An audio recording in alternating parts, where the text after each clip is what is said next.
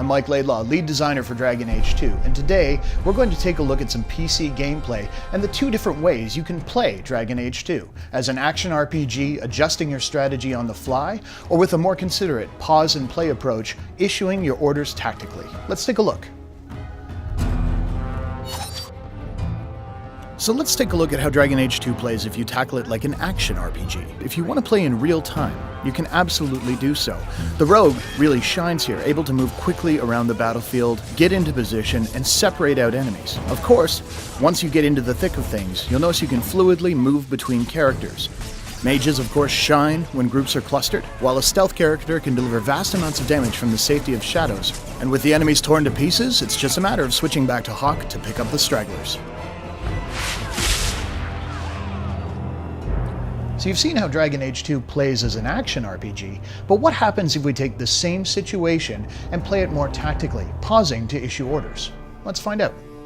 With the game paused, let's take a look at our situation. We have enemies that are going to move forward towards Aveline, our tank, so what we'll do is taunt them to ensure they cluster up around her. At the same time, we'll lay down a clever trap using a glyph of paralysis that should hold the majority of them in place.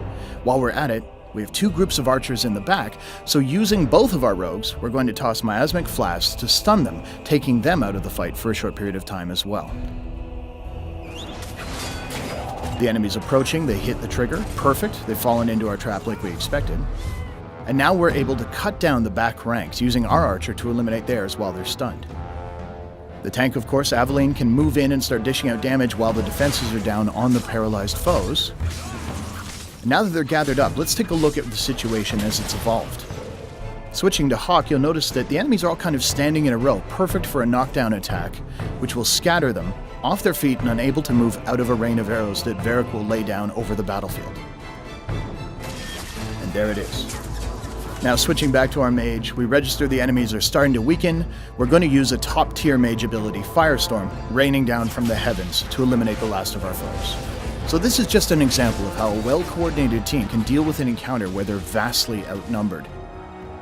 So there you have it. Dragon Age 2 can be played with the smooth, responsive controls of an action RPG, or more tactically, pausing and controlling your actions that way, or of course, any combination of the two. Thanks for watching.